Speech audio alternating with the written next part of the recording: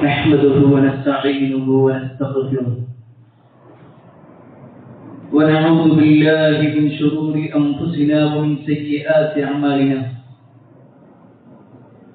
من يهده الله فلا مضل له ومن يضلل فلا هادي له وأشهد أن لا إله إلا الله وحده لا شريك له وأشهد أن محمدا عبده ورسوله أرسله بالهدى ودين الحق ليظهره على الدين كله ولو كره المشركون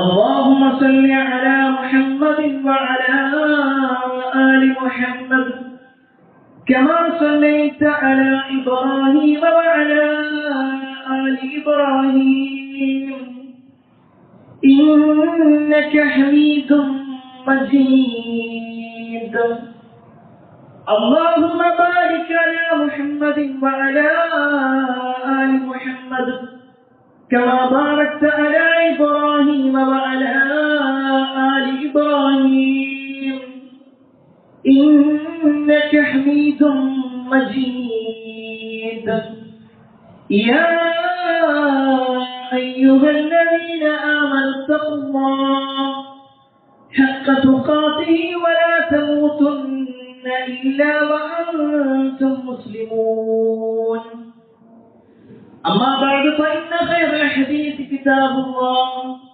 وخير الهدي هدي محمد صلى الله عليه وسلم وشر الأمور محدثاتها وكل محدثة بدعة وكل بدعة ضلالة وكل ضلالة في النار أعوذ بالله من الشيطان الرجيم بسم الله الرحمن الرحيم إن إبراهيم كان أمة قانتا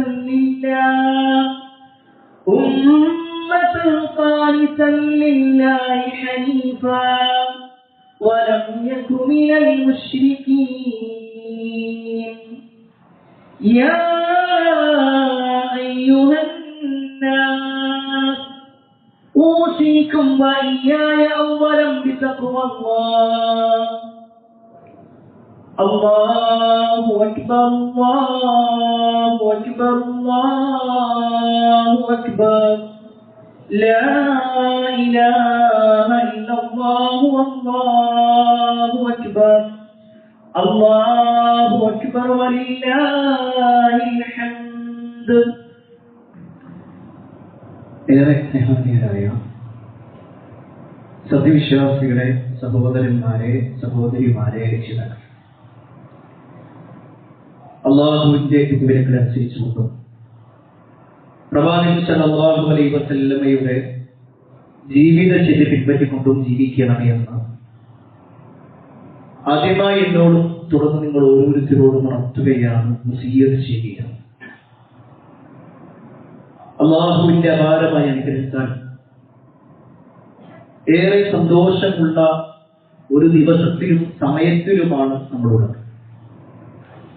ഒരു മുസ്ലിമിനെ സംബന്ധിച്ചിടത്തോളം ആഘോഷിക്കാൻ, ആഹ്ലാദിക്കാൻ അള്ളാഹു കനിഞ്ഞു നൽകിയ രണ്ട് ആഘോഷങ്ങളാണല്ലോ രണ്ട് പെരുന്നാൾ. അള്ളാഹുവിന്റെ അനുഗ്രഹത്താൽ ഈദുൽ അദ്ഹയിലാണ് നമ്മളുള്ളത്. ഈ ഒരു സമയത്ത് നമ്മൾ സന്തോഷത്തോടു കൂടി ഇവിടെ ഇരിക്കുമ്പോൾ തന്നെ ലോകത്തിന്റെ വിവിധ ഭാഗങ്ങളിൽ പെരുന്നാൾ ആഘോഷിക്കാൻ കഴിയാതെ തലക്ക് മുകളിലൂടെ ബോംബർ ജെറ്റുകൾ പോകുന്നത് ഭയത്തോടുകൂടി, വിഷമത്തോടുകൂടി കാത്തിരിക്കുന്ന, അതിൽ പ്രയാസപ്പെടുന്ന വലിയ ഒരു സമൂഹമുണ്ട് എന്നത് യാഥാർത്ഥ്യമാണ്. അള്ളാഹു അവരുടെ എല്ലാം പ്രയാസങ്ങൾ നീക്കി കൊടുക്കുമാറാവട്ടെ. എല്ലാ അർത്ഥത്തിലുമുള്ള സമാധാനം ലോക മുസ്ലിമുകളുടെ വിഷയത്തിൽ പ്രത്യേകിച്ച് അള്ളാഹു നൽകുമാറാവട്ടെ. പ്രിയപ്പെട്ടവരെ, ഒരു വിശ്വാസിക്ക് ആഘോഷിക്കാനും ആഹ്ലാദിക്കാനും അള്ളാഹു നൽകിയ ആഘോഷങ്ങളിൽപ്പെട്ടതാണ് പെരുന്നാളെങ്കിൽ അതിൽ ഏറ്റവും സുപ്രധാനമായ ഒരു പെരുന്നാളിലാണ് നമ്മളുള്ളത്. ഒരുപക്ഷെ ഈദുൽ ഫിത്റിന്റെ വിഷയത്തിൽ മൃദുശുദ്ധിയുടെയും തഖ്വയുടെയും കാര്യങ്ങളാണ് കാര്യമായി നമ്മൾ സംസാരിക്കാറുള്ളതെങ്കിൽ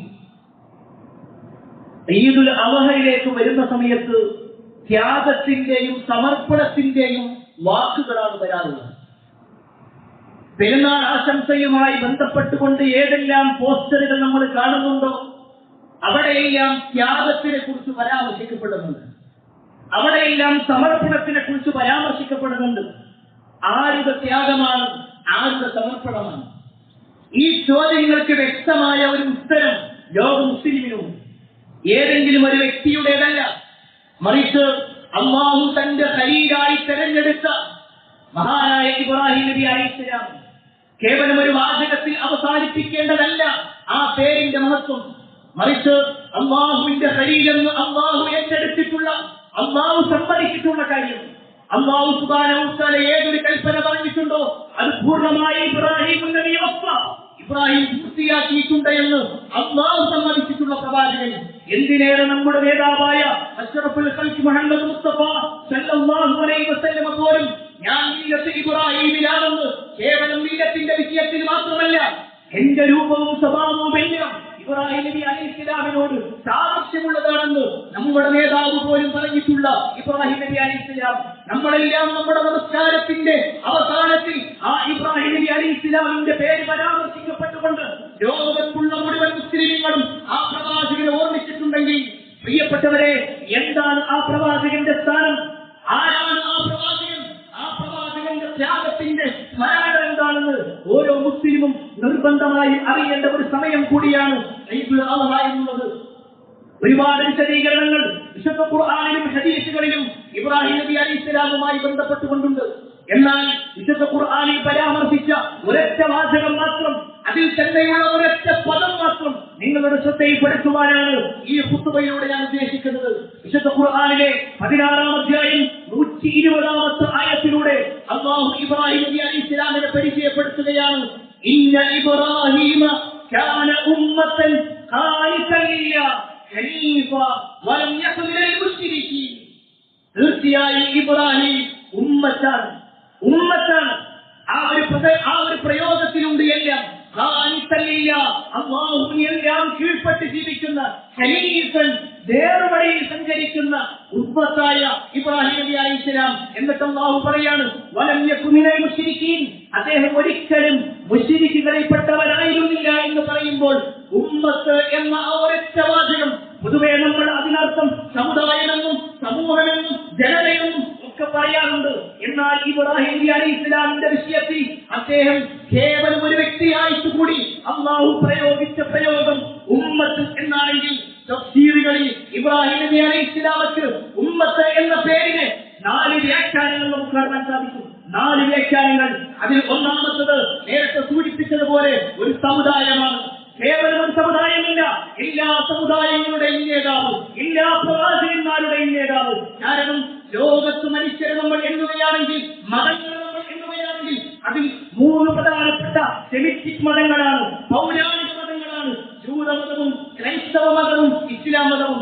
ഈ 3 മതങ്ങളും അറിയപ്പെടുന്നത് തന്നെ അബ്രഹാമിക് റിലീജിയൻ എന്നാണ്. ഇബ്രാഹിമിന്റെ മതം എന്ന പേരിലാണ് അറിയപ്പെടുന്നതെങ്കിൽ ആ 3 മതങ്ങളുടെ നേതാക്കന്മാരും ആ 3 മതങ്ങളുടെ അനുയായികളും ഒന്നിച്ചവകാശപ്പെടുന്നു ഞങ്ങളുടെ നേതാവ് അബ്രഹാം പ്രവാചകനാണ്, ഞങ്ങളുടെ നേതാവ് ഇബ്രാഹിം നബി അലൈഹിസ്സലാമാണെന്ന് പറയുന്നുണ്ടെങ്കിൽ ആ ഒരൊറ്റ കാര്യം മാത്രം മതി അദ്ദേഹത്തിന്റെ സ്ഥാനം നമ്മൾ മനസ്സിലാക്കാൻ. കാരണം അത് കേവലം കിട്ടിയതല്ല.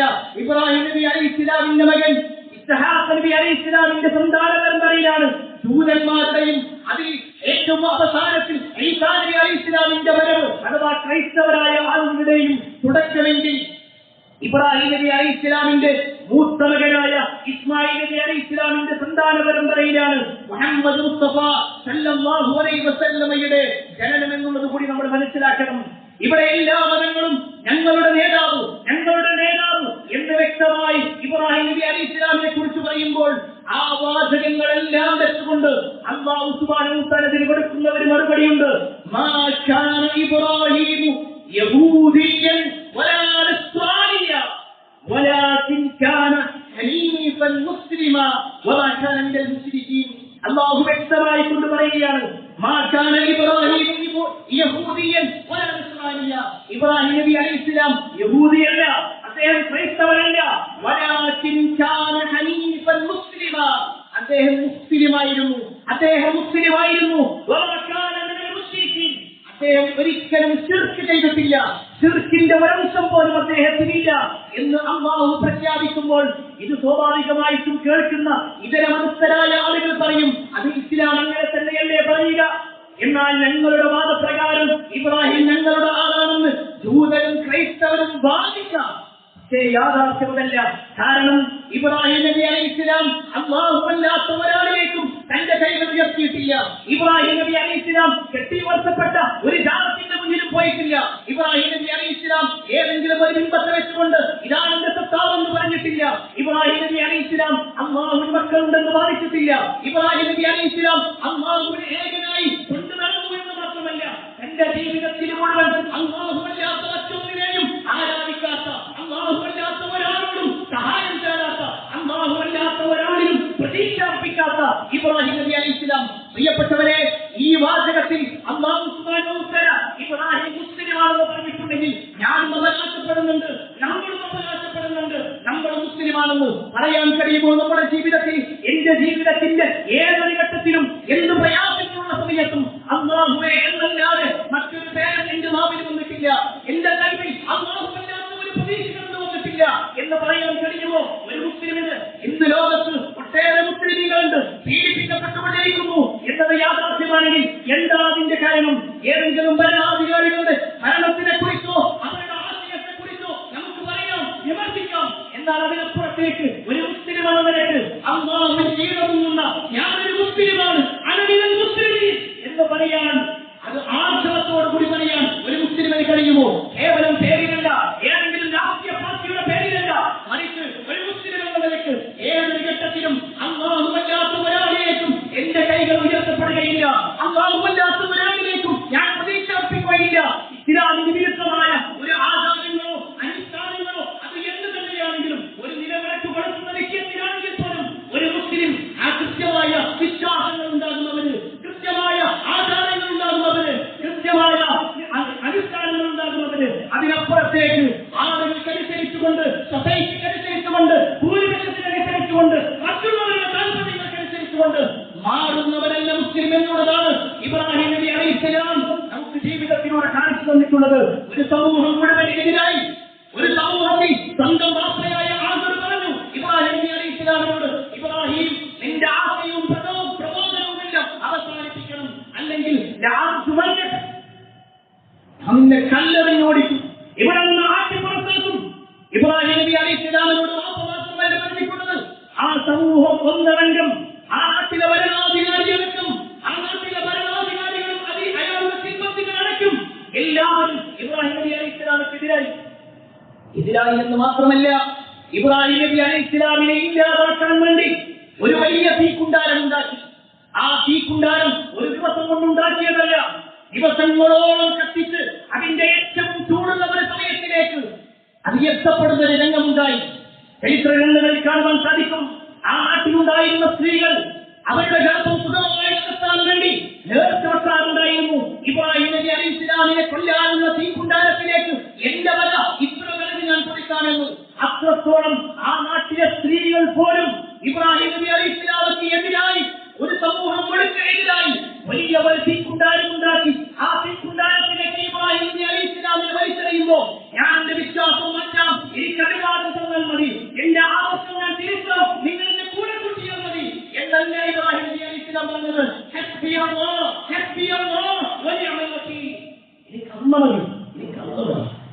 എനിക്ക് വരവേൽപ്പിക്കാൻ ഏറ്റവും ഉത്തമൻ അവനാണ്. ആ വാചകം പ്രിയപ്പെട്ട മുസ്ലിമേ നമ്മുടെ നെഞ്ചോട് ചേർത്ത് വെച്ചുകൊണ്ട് ഞാൻ ഇന്നത്തെ ഇബ്രാഹിമിനാണെന്ന് പറയാൻ നമുക്ക് കഴിയുമോ? കാരണം ജീവിതത്തിന്റെ പല രംഗങ്ങളിലും ശിർക്കൻ വിശ്വാസങ്ങളിലേക്ക് ആളുകൾ നമ്മളെ കൊണ്ടുപോകുമ്പോ, വിദഅത്തിന്റെ കാര്യങ്ങളിലേക്ക് ആളുകൾ നമ്മൾ വലിച്ചെടുക്കുമ്പോ, ഹറാമിന്റെ കാര്യങ്ങളിലേക്ക് സമൂഹം ഒന്നവന് പോയിക്കൊണ്ടിരിക്കുമ്പോ ഇല്ലെന്ന് പറയാൻ, അതിൽ നിന്ന് രാജിയാവാൻ യഥാർത്ഥ മില്ലത്ത് ഇബ്രാഹിമിൽപ്പെട്ട ഉമ്മത്തെന്ന് അവകാശപ്പെടുന്ന യഥാർത്ഥ മുസ്ലിമിന് മാത്രമേ സാധിക്കുകയുള്ളൂ എന്നുകൂടി നമ്മൾ മനസ്സിലാക്കണം. ഉമ്മത്ത് എന്നതിന് ഒന്ന് സമുദായം എന്നാണെങ്കിൽ രണ്ടാമത്തെ ഒരു വ്യാഖ്യാനം പണ്ഡിതന്മാർ നൽകി ഏകനായ സത്യവിശ്വാസി. ഏകനായ സത്യവിശ്വാസി. ആ വാചകത്തിൽ ചില കാര്യങ്ങളുണ്ട്. ഇബ്രാഹിം നബി അലൈഹിസ്സലാം ജീവിച്ചിരിക്കുന്ന സമയത്ത് ഇബ്രാഹിം നബി അലൈഹിസ്സലാം മാത്രമായിരുന്നു ആ ഇബ്രാഹിം നബി അലൈഹിസ്സലാം മാത്രം. പിന്നീട് അദ്ദേഹത്തിന്റെ ഭാര്യയായ സാറ ബീവി അവരും ഇസ്ലാമിലേക്ക് കടന്നു വന്നു. ആ ഭാര്യയും ഭർത്താവും കൂടി ഇറാഖിൽ നിന്ന് ഈജിപ്തിലേക്ക് പോകുന്ന ഒരു രംഗമുണ്ട്. ഭാര്യയും ഭർത്താവും കൂടി ഇറാഖിൽ നിന്ന് ഈജിപ്തിലെത്തി. ഈജിപ്തിലെത്തിയപ്പോഴാണ് മനസ്സിലാക്കുന്നത് അവിടുത്തെ ഭരണാധികാരി എന്ന് പറഞ്ഞാൽ ഒരു സ്ത്രീലംബനാണ്. ഏതൊരു സൗന്ദര്യമുള്ള സ്ത്രീയെ കണ്ടാലും തന്റെ ആഗ്രഹ പൂർത്തീകരണത്തിന് വേണ്ടി ആ സ്ത്രീയെ തന്റെ അടുക്കലേക്ക് കൊണ്ടുപോകുന്ന ഒരു ക്രൂര മനസ്സിന്റെ ഉടമയാണ്. സാറാ ബീവിയാകട്ടെ അങ്ങേയറ്റം സൗന്ദര്യമുള്ള ആളായിരുന്നു. ചരിത്ര ഗ്രന്ഥങ്ങളിൽ കാണുവാൻ സാധിക്കും ലോകത്ത് ഏറ്റവും കൂടുതൽ സൗന്ദര്യം അത് ഹവ്വാ ബീവിക്കാണെങ്കിൽ ആ ഹവ്വാ ബീവി കഴിഞ്ഞാൽ, സ്വർഗീയ സ്ത്രീകളിൽപ്പെട്ട ഹവ്വാ ബീവി കഴിഞ്ഞാൽ പിന്നെ ഏറ്റവും വലിയ സൗന്ദര്യം സാറാ ബീവിക്കായിരുന്നു എന്ന് ചരിത്ര ഗ്രന്ഥങ്ങളിൽ കാണുവാൻ സാധിക്കും. അത്രയും സൗന്ദര്യമുള്ള സാറാ ബീവി അവിടെ എത്തിയതും ആ നാട്ടിലെ രാജാവിന്റെ കിങ്കരന്മാരിൽ അറിഞ്ഞു രാജാവിനെ കുറിച്ചെന്ന് പറയുകയാണ് ഏറ്റവും സൗന്ദര്യമുള്ള ഒരു സ്ത്രീ വന്നിട്ടുണ്ട്. രാജാവെ അത് നിങ്ങൾക്ക് മാത്രം അവകാശപ്പെട്ടതായിരിക്കും.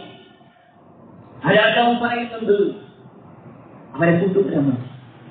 ഈ വാചകം ഇബ്രാഹിം നബി അലൈഹിസ്സലാം അറിഞ്ഞു.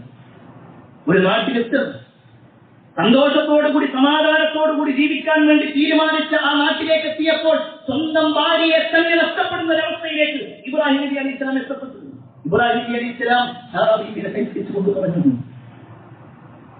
ഇവിടെ ചില കാര്യങ്ങൾ പറയും, അത് നീ കൃത്യമായി മനസ്സിലാക്കും. അവിടെ വന്ന ആളുകളോട് ഇബ്രാഹിം നബി അലൈഹിസ്സലാമിനോട് ചോദിക്കപ്പെടുകയാണ് ഈ സ്ത്രീ ആരാണ്? അവര് പറഞ്ഞു അതെന്റെ സഹോദരി, എന്റെ സഹോദരിയാണ്. അതൊരു കളവല്ല. കാരണം ആ വാചകം തന്നെ കൃത്യമായി ഇബ്രാഹിം നബി അലൈഹിസ്സലാം പറയുന്നുണ്ട്. യാ സാറാ ലൈസ അലാ വജ്ഹിൽ അർളി മുഅ്മിനിൻ ഗൈരി വഗൈരി. സാറാ, ഞാൻ മനസ്സിലാക്കുന്ന ഈ ഭൂമിയോടത്ത് അഥവാ ആ നാട്ടിൽ ഞാൻ നീയമല്ലാത്ത മറ്റൊരാളും സാഹോദര്യത്തിലില്ല. ഇസ്ലാമെന്ന സാഹോദര്യത്തിൽ, വിശ്വാസം എന്ന സാഹോദര്യത്തിൽ നമ്മളെല്ലാം മറ്റാരുമില്ല. അതുകൊണ്ട് ഞാൻ ആ പേര് പറഞ്ഞത്. അതുകൊണ്ട് ഞാൻ അങ്ങനെ ഒരു വാക്ക് പറയാം. ഭാര്യ എന്ന് പറഞ്ഞാൽ ഇബ്രാഹിം നബി അലൈഹിസ്സലാം കൊല ചെയ്യപ്പെടും. ഇബ്രാഹിം നബി അലൈഹിസ്സലാം പറയുന്നത് എന്റെ സഹോദരിയാണ്. വല്ലാതെ പറഞ്ഞു സാറയും രാജാവ് കാണാൻ വേണ്ടി പറഞ്ഞിട്ടുണ്ട്. ഇബ്രാഹിം നബി അലൈഹിസ്സലാം സമ്മതിച്ചു. ചരിത്രത്തിൽ കാണാൻ സാധിക്കുന്നു സാറാ ബീവി അവിടെ എത്തപ്പെട്ടു. സാറാ ബീവിയുടെ സൗന്ദര്യം കണ്ട ആ ഒരു രാജാവ് അത്ഭുതത്തോടുകൂടി അവരിലേക്ക് സ്പർശനത്തിന് വേണ്ടി കടന്നു വരുന്ന സമയത്ത് സാറാ ബീവി പോയി കൊടുക്കുകയാണ്. ഹദീസിൽ കാണുവാൻ സാധിക്കും സാറാ ബീവി ഒന്നുമെടുത്ത് 2 റക്അത്ത് നമസ്കരിച്ചു. എന്നിട്ട് അവിടെ വെച്ചുകൊണ്ടൊരു പ്രാർത്ഥന നടത്തുകയാണ്. അല്ലാഹുമ്മ ഇൻ കുൻതു ആമൻതു ബിക വബിറസൂലിക വഅഹ്സൻതു ഫർജി ഇല്ലാ അലാ സൗജി ഫലാ തുസല്ലിത് അലയ്യ അൽ-കാഫിർ. അല്ലാഹുവേ, ഞാൻ നിന്നിലും നിന്റെ പ്രവാചകനെയും വിശ്വസിക്കുകയും എന്റെ ഭർത്താവ് ഒഴികെ മറ്റെല്ലാവർക്കും അപ്രാപ്യമാണെന്നും എന്റെ ചാരിത്രം എന്റെ നാമം ഞാൻ കാത്തു സൂക്ഷിക്കുകയും ചെയ്തിട്ടുണ്ടെങ്കിൽ ഈ കാഫിറിന്റെ വിഷയത്തിൽ, ഈ സത്യനിഷേധിയുടെ കാര്യത്തിൽ അവന്റെ ആധിപത്യം നീ എന്റെ ശരീരത്തെ അവൻ നീ ആധിപത്യമായി കൊണ്ട് നൽകരുത്. അവൻ നീ എന്നെ ഉപദ്രവിക്കുന്നതിൽ നിന്നും അകറ്റുന്നു. മഹതിയായ സാറാ ബീവി പ്രാർത്ഥിക്കുന്ന സമയം ഇസ്ലാമിക ചരിത്രത്തിൽ കാണുവാൻ സാധിക്കും ആ മനുഷ്യനെ പിന്നെ അറിയാൻ കഴിയുന്നില്ല.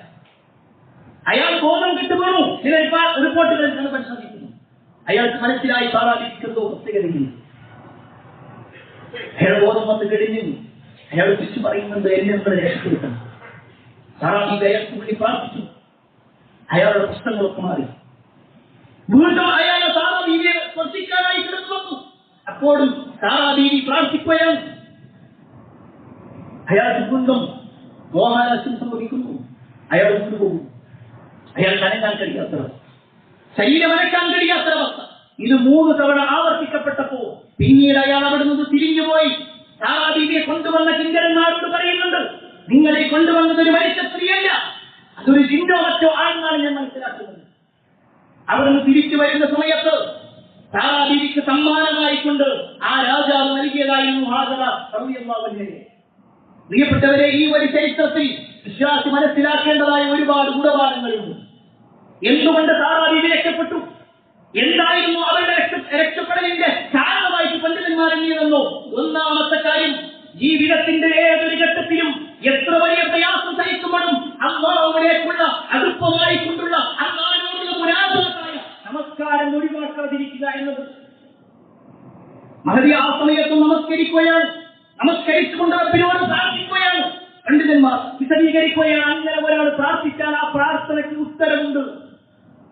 നമ്മുടെ ജീവിതത്തിലെ പ്രയാസങ്ങൾ ഒന്നിനു വരെ ഒന്നായി കടന്നു വരുമ്പോൾ പ്രിയപ്പെട്ടവരെ നമ്മൾ പരിശോധിക്കണം. നമ്മുടെ നമസ്കാരത്തിന്റെ വിഷയത്തിൽ നമ്മൾ എവിടെയെങ്കിലും പോരായ്മകൾ സംഭവിച്ചിട്ടുണ്ടോ, നമുക്ക് എന്തെങ്കിലും കുറവുകൾ ഉണ്ടായിട്ടുണ്ടോ എന്ന് പരിശോധിക്കണം. രണ്ടാമത്തെ വിഷയം പണ്ഡിതന്മാർ എണ്ണി പറയുന്നത്, സാബിരി തന്റെ സൽക്കർമ്മങ്ങൾ മുൻനിർത്തിക്കൊണ്ടുള്ള ഒരു പ്രാർത്ഥന നിർവഹിച്ചു.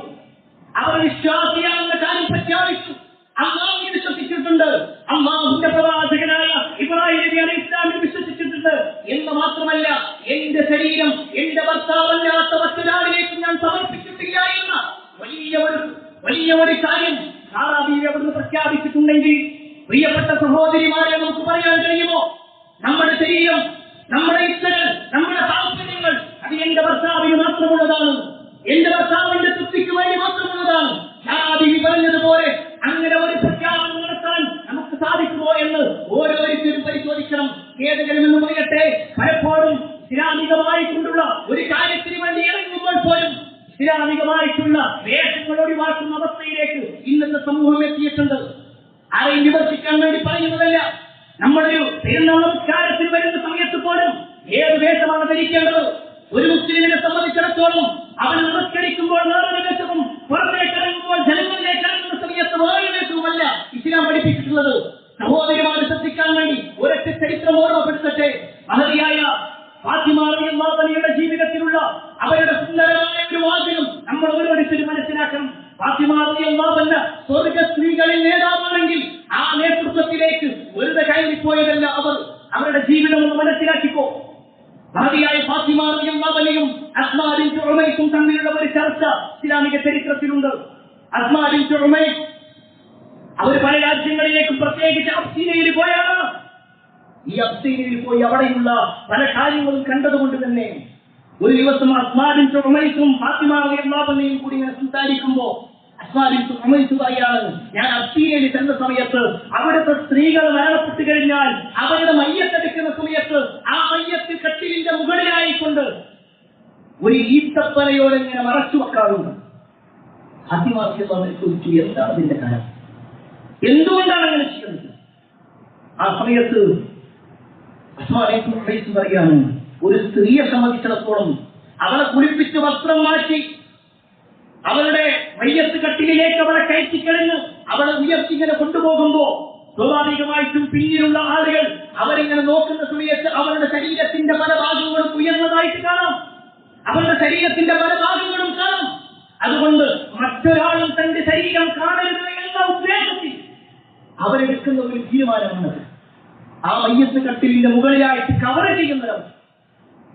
ഈ വാക്ക് കേട്ടതും മഹദിയായ ഫാത്തിമ റളിയല്ലാഹു അൻഹ പറഞ്ഞു, പ്രിയപ്പെട്ട സഹോദരിമാരെ, നമ്മൾ പരിശോധിക്കണം. നമ്മുടെ നേതാവായ ഫാത്തിമ പ്രവാചകനെന്നറിയോ, എന്നാൽ ഞാനിതാ ഒരു തെറ്റിദ്ധരിക്കുന്നു, ഞാനൊരു വസിയ്യത്ത് പറയുകയാണ്, ഞാൻ മരിച്ചു കഴിഞ്ഞാൽ എന്റെ മയ്യത്ത് കൊണ്ടുപോകുമ്പോഴും അതേപോലെ നിങ്ങൾ മയ്യത്ത് കട്ടിലിന്റെ മുകളിൽ ഈത്തപ്പനയോടെ മറച്ചു വെക്കണം, എന്റെ ശരീരം ഒരാളും കാണരുത്. സുബ്ഹാനല്ലാഹ്. മരിച്ചു കഴിഞ്ഞ് വേറെ ആര് ശരീരം കണ്ടാലും ആ മയ്യത്ത് അവർ യുദ്ധക്കാരല്ല. പക്ഷെ എന്നിട്ട് പോലും ആ ശ്രദ്ധ നമ്മുടെ മുൻഗാമികൾക്ക് ഉണ്ടായിരുന്നെങ്കിൽ നമ്മുടെ ശരീരം മറ്റുള്ളവരെ കാണട്ടെ, അവരാസ്വദിക്കട്ടെ എന്ന ചിന്തയാണെങ്കിൽ, പ്രിയപ്പെട്ട സഹോദരി, നമ്മൾ എവിടേക്കാണ് എത്തപ്പെടുന്നത്, നമ്മുടെ പരലോകം എന്തായിരിക്കും എന്നുള്ളത് നമ്മൾ ഓരോരുത്തരും പരിശോധിക്കണം. അവിടെയാണ് മഹാനായ റസൂലുള്ളാഹി സ്വല്ലല്ലാഹു അലൈഹി വസല്ലം ഒരു പെണ്ണിനെ സംബന്ധിച്ചിടത്തോളം അവരുടെ വേഷം പഠിപ്പിച്ചു തന്നിട്ടുണ്ട്. മറ്റുള്ളവരെ കാണിക്കുന്ന രൂപത്തിൽ ആരാൻ പാടില്ല എന്ന് പഠിപ്പിച്ചിട്ടുണ്ട്. ഒരു പുരുഷനെ സംബന്ധിച്ചിടത്തോളം അവന്റെ വേഷമുണ്ട്. അത് നമസ്കാരത്തിന് വേണ്ടി മാത്രമായി കൊണ്ട് ഉയർത്തപ്പെടുന്ന കാര്യങ്ങളല്ല. അവന്റെ വസ്ത്രം അങ്ങനെയാകാൻ പാടില്ല, മറിച്ച് എല്ലാ സമയത്തും നെയ്യാണിക്ക് മുകളിലായിരിക്കണം അവന്റെ വസ്ത്രം എന്നുകൂടി ഓർമ്മപ്പെടുത്തുകയാണ്. പ്രിയപ്പെട്ടവരെ, ഇബ്രാഹിം നബി അലൈഹിസ്സലാം ഉമ്മത്താണെന്ന് പറയുമ്പോൾ അതിന്റെ മൂന്നാമത്തെ വിശദീകരണം അദ്ദേഹം ഒരു നേതാവായിരുന്നു എന്നാണ്. ലോകർക്ക് മുഴുവനായിട്ടുള്ള ഒരു ഇമാം, ലോകർക്ക് മുഴുവനായിട്ടുള്ള ഒരു നേതാവ്, എല്ലാ അർത്ഥത്തിലും മാതൃകയാക്കാൻ പറ്റുന്ന ഒരു നേതാവ്. ഒരു നേതാവ് എന്ന് പറയുമ്പോൾ ആ നേതാവിന്റെ കീഴിൽ അല്ലെങ്കിൽ ആ നേതാവ് ഒരു പിതാവ് എന്ന നിലയ്ക്ക് ചില റോൾ മോഡലുകളാകും, മകൻ എന്ന നിലയ്ക്കുള്ള റോൾ മോഡലുകൾ ഉണ്ടാകും, ഒരു നേതാവ് എന്ന നിലയ്ക്ക് തന്നെ റോൾ മോഡലുകൾ ഉണ്ടാകും. എല്ലാ അർത്ഥത്തിലുമുള്ള റോൾ മോഡലായി മാതൃകാ യോഗ്യനായി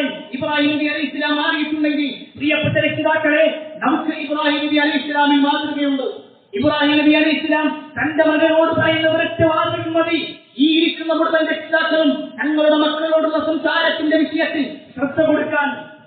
ഇബ്രാഹിം നബി അലൈഹി ഇസ്ലാം ഫലസ്തീനിലുള്ള സമയത്ത് ഒരു സ്വപ്നം കാണുകയാണ്. ആ സ്വപ്നം എന്തായിരുന്നു? ഫലമ്മാ ബലഗ മഅസൈ ഖാല യാ ബുനയ്യ ഇന്നി അറാ ഫീ മനാം അന്നി അസ്ബഹുക ഫൻദുർ മാദാ തറാ. നമുക്കെല്ലാവർക്കും പരിചയമുള്ള ഒരു വാചകമാണ്. ഇബ്രാഹിം നബി അലൈഹി ഇസ്ലാം സ്വന്തം മകനായ ഇസ്മായിൽ നബി അലൈഹി ഇസ്ലാമിനെ അറുക്കുന്നതായിട്ടൊരു സ്വപ്നം. കേവലം ഒരു സ്വപ്നമല്ല, അല്ലാഹുവിന്റെ വഹിയാണ്. പലസ്തീനിൽ നിന്നും മക്കത്തേക്ക് ഇബ്രാഹിം നബി അലൈഹി ഇസ്ലാം വന്നു. ചരിത്രത്തിൽ കാണാൻ സാധിക്കും ഖുർആനിന്റെ ആയത്ത് ഫലമ്മാ ബലഗ മഅസൈ. ഇബ്രാഹിം നബി അലൈഹി ഇസ്ലാമിന്റെ മകനായ ഇസ്മായിൽ നബി അലൈഹി ഇസ്ലാം വളർന്ന അദ്ദേഹത്തോടെ എത്തിയിട്ടുണ്ട്. പണ്ഡിതന്മാർ വിശദീകരിക്കുന്നു, ടീനേജ് പ്രായത്തിലാണ്, ഒരു 12-13 വയസ്സുണ്ടായിട്ടുണ്ട്. ഏതൊരു മക്കളിൽ എതിരെ നിൽക്കുന്ന ഒരു സമയമാണ്. ആ സമയത്ത് കാർക്കശ്യത്തിന്റെ വാക്കല്ല ഇബ്രാഹിം നബി അലൈഹി ഇസ്ലാം പറഞ്ഞത്. മകനെ വിളിച്ചിട്ട് പറയാണ്, യാ ബുനയ്യ, എന്റെ പൊന്നുമോനെ, ഇന്നി അറാ ഫിൽ മനാം അന്നി അസ്ബഹുക ഫൻദുർ മാദാ തറാ. മോനെ, ഞാനൊരു സ്വപ്നം കണ്ടിട്ടുണ്ട്, നിന്നെ അറുക്കുന്നതായിട്ട് അല്ലാഹു എന്റെ സ്വപ്നത്തിൽ കാണിച്ചിട്ടുണ്ട്. ഫൻദുർ മാദാ തറാ, എന്താ നിന്റെ അഭിപ്രായം? നിന്റെ അഭിപ്രായം എന്താണ്? അവിടെ ഇബ്രാഹിം നബി അലൈഹി ഇസ്ലാം ഒരു കൽപ്പനയല്ല പറയുന്നത്. പ്രിയപ്പെട്ട രക്ഷിതാക്കൾ ശ്രദ്ധിച്ചോളൂ, ഞാൻ പറയുന്നത് തീരുമാനിച്ചതാണ്, അതിനപ്പുറത്തേക്ക് പോകാൻ പാടില്ല. എന്റെ താല്പര്യം അനുസരിച്ചത് കാണില്ലെങ്കിൽ ഇറങ്ങിക്കോ. ഇത്തരത്തിലുള്ള പദങ്ങൾ നടക്കുന്നതിൽ വാപ്പമാരോടാണ്. നിങ്ങൾക്ക് ഇബ്രാഹിം നബി അലൈഹി ഇസ്ലാമി മാതൃകയില്ല. മറിച്ച് ഇബ്രാഹിം നബി അലൈഹി ഇസ്ലാം സ്വന്തം മകനെ അറുക്കാൻ നിൽക്കുന്ന സമയത്ത് പോലും ഇത് റബ്ബിന്റെ തീരുമാനമാണ്, അതുകൊണ്ട് നീ അനുസരിക്കണം എന്നല്ല. എന്താണ് നിന്റെ അഭിപ്രായം? ചോദിക്കണം, മക്കളോട് ചോദിക്കണം.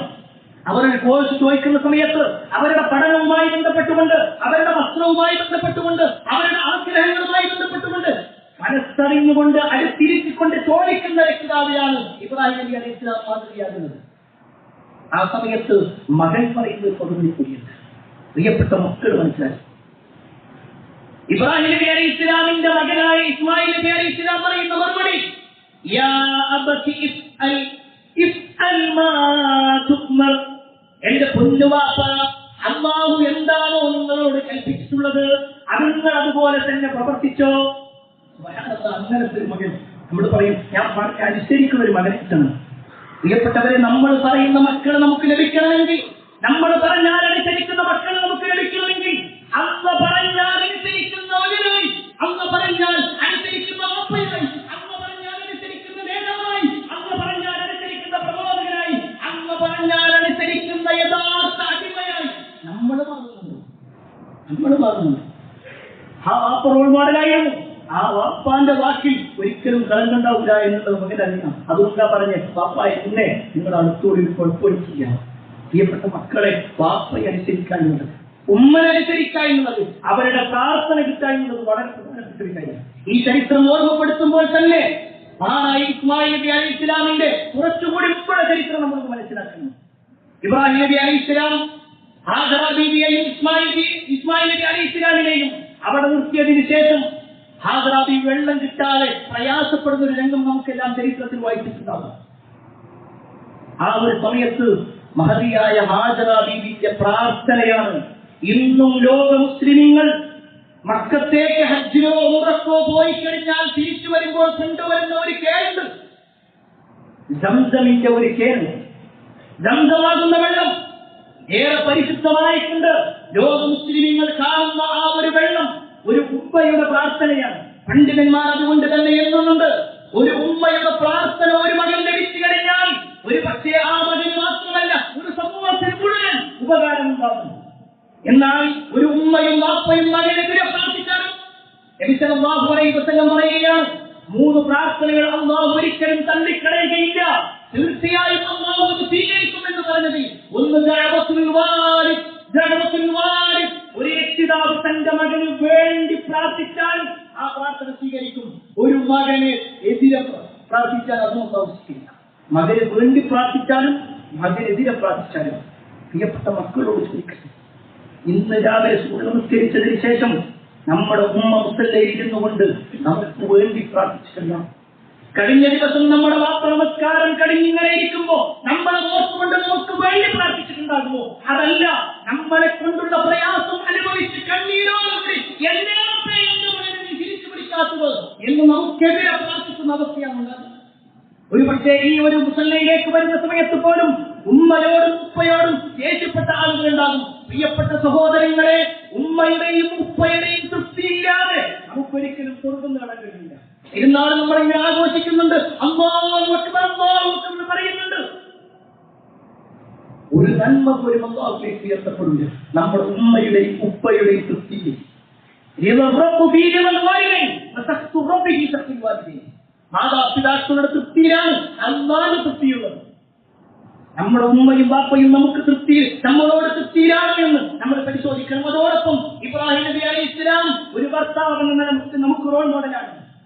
ഇബ്രാഹിം നബി അലൈഹിസ്സലാമിന്റെ ജീവിതത്തിൽ അല്ലാഹുവിന്റെ കൽപ്പനയായിരുന്നു പലസ്തീനിൽ നിന്ന് മഹതിയായ ഹാജറിനെയും മകനെയും മക്കയിലേക്ക് കൊണ്ടുപോയായിരുന്നു.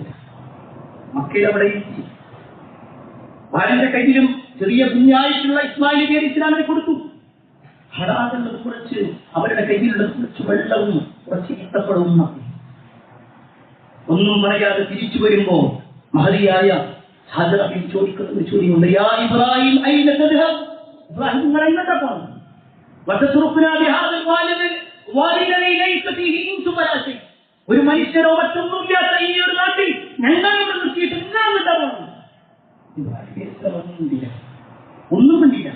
ഒരു നാട് പ്രിയപ്പെട്ടവരെന്ന് പറയുമ്പോ നമ്മൾ ഇന്ന് കാണുന്ന മക്കയല്ല, ഒരുപാട് കെട്ടിടങ്ങളും രോഗങ്ങളും ഒക്കെയുള്ള മക്കയില്ല. ഇന്ന് കാണുന്ന ആ ചായ പോലും അവിടെയില്ല. 4 ഭാഗവും മണലാൽ ചുറ്റപ്പെട്ട ഒരു താഴ്ന്ന പ്രദേശം. അവിടെയാണ് ഇബ്രാഹിം നബി അലൈഹിസ്സലാം ഭാര്യയെയും മകനെയും എത്തിച്ചത്. അവിടുന്ന് തിരിച്ചു പോകുമ്പോഴേക്കും വെള്ളം കെട്ടാൻ തുടങ്ങി. ഒരു മനുഷ്യൻ പോലും വരും. ആ സമയത്ത് അപ്പോഴും ഇബ്രാഹിം നബി അലൈഹിസ്സലാം ഒന്ന് മറുപടി പറഞ്ഞു. വീണ്ടും മഹതിയായ ഹാജർക്ക് ചോദ്യം,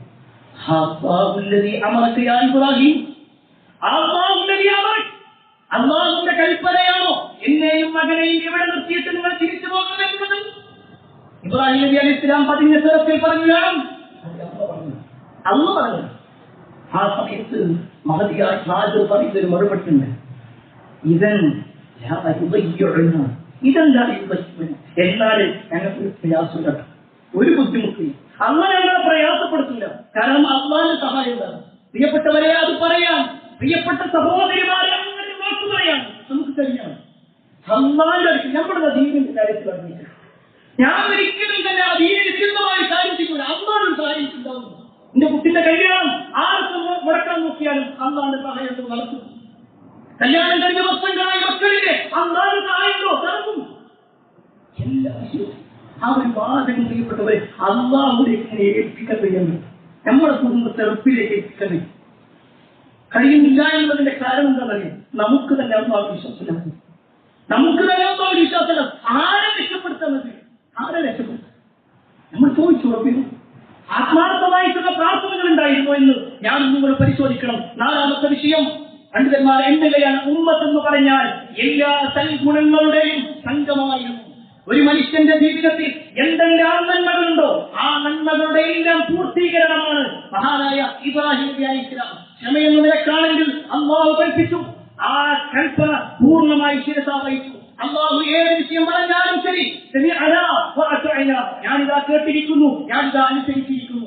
ആ ഒരു നിലക്ക് എല്ലാ അർത്ഥത്തിലും അനുസരണയുള്ള ആളായിരുന്നു ഇബ്രാഹിം നബി അലൈഹിസ്സലാം. ഈ ധൈര്യത്തിന്റെ വിഷയം നോക്കിക്കഴിഞ്ഞാലോ, ആ നാടിന്റെ ഭരണാധികാരി അടക്കമുള്ള ആളുകളുടെ മുന്നിൽ പോയിക്കൊണ്ട് ഇസ്ലാമാകുന്ന യഥാർത്ഥ തൗഹീദിന്റെ വിഷയം കൃത്യമായി പറഞ്ഞു കൊടുക്കാൻ അദ്ദേഹത്തിന് കഴിയുമെങ്കിൽ പ്രിയപ്പെട്ടവരെ, ആ ഒരു ധൈര്യം ഇന്നത്തെ മുസ്ലിമിന് നഷ്ടപ്പെട്ടു പോയിട്ടുണ്ട്. വല്ലാണ്ട് വരുന്നവന്റെ മുന്നിൽ കരുത്തുപെട്ടി പഠിക്കുന്ന എല്ലാ അർത്ഥത്തിലും അടിമത്തത്തിലേക്ക് പോയ ഒരു സമൂഹമായി ഇന്നത്തെ മുസ്ലിം ഉമ്മത്ത് മാറിയിട്ടുണ്ട്. ഓരോ ദിവസവും അധികാരത്തിന്റെ പേരിലും അല്ലാത്ത പേര് പറഞ്ഞുകൊണ്ട് എത്രയെത്ര മുസ്ലിങ്ങൾ കൊല ചെയ്യപ്പെടുന്ന സമയത്തും ഇപ്പോഴും ഇജ്ജത്തുള്ള മുസ്ലിമായി ഞാനൊരു മുസ്ലിമാണെന്ന് അത്തരത്തിലുള്ള ആളുകളുടെ മുന്നിൽ ആർജവത്തോടുകൂടി പറയാൻ മുസ്ലിം അവന്റെ ഇജ്ജത്ത് നഷ്ടപ്പെടുത്തിയിട്ടുണ്ട്, അവന്റെ അഭിമാനം നഷ്ടപ്പെടുത്തിയിട്ടുണ്ട്, അവന്റെ വിശ്വാസം നഷ്ടപ്പെടുത്തിയിട്ടുണ്ട്, അല്ലാഹുവിനുള്ള പ്രതീക്ഷകൾ ഇല്ലാതായിട്ടുണ്ട്. ഈ പറഞ്ഞതിന്റെ അർത്ഥം ഏതെങ്കിലും ഒരു മുസ്ലിമിന്റെ കരുത്തടയ്ക്കണമെന്നില്ല. ഈ പറഞ്ഞതിന്റെ അർത്ഥം മറ്റുള്ളവന്റെ കരുത്ത് പക്ഷേ കല്യാണം വരുന്നവന്റെ മുന്നിൽ കഴുത്ത് കിട്ടണമെന്ന് ഒരു ഇസ്ലാമും പറഞ്ഞിട്ടില്ല എന്ന് കൂടി നമ്മൾ മനസ്സിലാക്കണം. അവിടെ മുസ്ലിമാകണം നമ്മൾ, അവിടെ അല്ലാഹു പ്രതീക്ഷിക്കുന്ന മുസ്ലിമാകണം. ഇപ്പോഴും സമൂഹം മറ്റുള്ള ആളുകൾ പ്രതീക്ഷ വെച്ചുകൊണ്ടിരിക്കുകയാണ്. അല്ലാഹുവിലാണ് വിശ്വാസിയുടെ പ്രതീക്ഷ. അല്ലാഹുവിലാണ് എല്ലാ അർത്ഥത്തിലുള്ള പരമേൽപ്പിക്കൽ ഉണ്ടാകുന്നത്. ആ ഒരർത്ഥത്തിൽ ഒരു മുസ്ലിമാകാൻ നമുക്ക് കഴിയണം. എല്ലാ അർത്ഥത്തിലും മഹാനായ ഇബ്രാഹിം നബി അലൈഹിസ്സലാമിൽ നമുക്ക് മാതൃകയുണ്ടെങ്കിൽ തന്റെ വീട്ടിലേക്ക് കടന്നു വന്ന ആളുകളുടെ വിഷയത്തിൽ പോലും എങ്ങനെ നിലപാടുണ്ട് എന്ന് വിശദീകരിക്കപ്പെട്ടിട്ടുണ്ട്. അതുകൊണ്ടാണ് ഇസ്ലാമിക ലോകത്ത് പണ്ഡിതന്മാർ വിശദീകരിക്കുന്നുണ്ട് ഏറ്റവും നല്ല അതിഥി സൽക്കാരം നടത്തിയത് ഇബ്രാഹിം നബി അലൈഹിസ്സലാമാണ്. തന്റെ വീട്ടിലേക്ക് വരുന്ന ഒരാളെ അവരാരാണെന്ന് പോലും ചോദിക്കാതെ അവർക്ക് വേണ്ട ഭക്ഷണം ഉണ്ടാക്കി.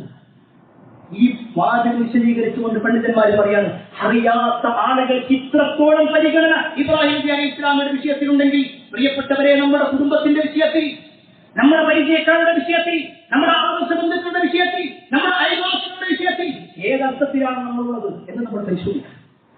ഇപ്പോഴും വിളക്കത്തിലാണ്, ഇപ്പോഴും വിളക്കത്തിലാണ്. കുടുംബബന്ധം ചേർക്കണമെന്നും ഏറ്റവും കൂടുതൽ പ്രാധാന്യം അറിയിക്കുന്ന ഒരു ദിവസം കൂടിയാണ് പെരുന്നാൾ അറിഞ്ഞിട്ടുകൂടി ഇപ്പോഴും ചില ആളുകളോട് ഏതോ ദിവസം നടന്ന ഒരു പ്രശ്നത്തിന്റെ പേരിൽ മിണ്ടാട്ടം നിർത്തിയ ആളുകൾ, സംസാരം ഒഴിവാക്കിയ ആളുകൾ. അതല്ല ഒരു വിശ്വാസം. എല്ലാവരോടും ബന്ധം ചേർത്തുകൊണ്ട് ആ ബന്ധം ചേർക്കുന്നതിലൂടെ എനിക്ക് സ്വർഗമുണ്ട് എന്ന പ്രതീക്ഷയോടുകൂടി നീങ്ങുന്ന ആളായി മുസ്ലിമാരാണ്. എല്ലാ അർത്ഥത്തിലും അല്ലാഹു അക്ബർ എന്ന് പറയുമ്പോൾ എന്റെ ജീവിതത്തിൽ അല്ലാഹുവാണ് എല്ലാത്തിനേക്കാളും എനിക്ക് വലുത് എന്ന ചിന്ത നമുക്കുണ്ടാവണം. ഈ ഒരു നമസ്കാരം കഴിഞ്ഞ്, ഈ പ്രസംഗം കഴിഞ്ഞ് നമ്മൾ തിരിഞ്ഞു പോയി കഴിഞ്ഞാൽ ഒരു ഉദ്ദേശത്തുണ്ട്. കേവലം ഒരു ഗുരുവിനെ അടക്കുക എന്നതല്ല ആ ഉദ്ദേശത്തിൽ ഉണ്ടാക്കുന്നത്. മറിച്ച് അതിൽ വലിയ ഒരു കാര്യമുണ്ട്. കേവലം ഒരു പരിഹർപ്പിക്കലല്ല. എന്റെ ഇച്ഛകളും താല്പര്യങ്ങളും എല്ലാം ഞാൻ ഒഴിവാക്കി അള്ളാന്റെ തൃപ്തിക്ക് വേണ്ടി, അള്ളാഹുവിന്റെ പൊരുത്തത്തിന് വേണ്ടി, അള്ളാഹുവിന്റെ ഇഷ്ടത്തിന് വേണ്ടി എന്റെ ജീവിതം അങ്ങനെയായിരിക്കും, എന്റെ സ്വഭാവം അങ്ങനെയായിരിക്കും, എന്റെ വേഷവിധാനം അങ്ങനെയായിരിക്കും, എന്റെ സമീപനം അങ്ങനെയായിരിക്കും, എന്റെ പെരുമാറ്റം അങ്ങനെയായിരിക്കും. എല്ലാ അർത്ഥത്തിലും അള്ളാഹുവിൽ കീഴടങ്ങുന്ന യഥാർത്ഥ മുസ്ലിമായി ഇബ്രാഹിം മില്ലത്തിൽ ഉൾപ്പെടുന്ന ആളുകളായി ജീവിക്കാൻ ഞാൻ നിങ്ങൾ പരിശ്രമിക്കുക. അത് അല്ലാഹു സുബ്ഹാനഹു വ തആല നമുക്ക് തൗഫീഖ് നൽകുമാറാവട്ടെ. ഒരുപാട് ആളുകൾ പ്രയാസപ്പെടുന്നുണ്ട്. അവരുടെ എല്ലാ പ്രയാസങ്ങളും അല്ലാഹു നീക്കി കൊടുക്കുമാറാവട്ടെ. ലോകത്ത് വിവിധ ഭാഗങ്ങളിൽ മുസ്ലിങ്ങൾ പ്രയാസപ്പെടുന്നുണ്ട്, പല അർത്ഥത്തിലും ബുദ്ധിമുട്ടുന്നുണ്ട്. എല്ലാവരുടെയും പ്രയാസം അല്ലാഹു നീക്കി കൊടുക്കുമാറാവട്ടെ.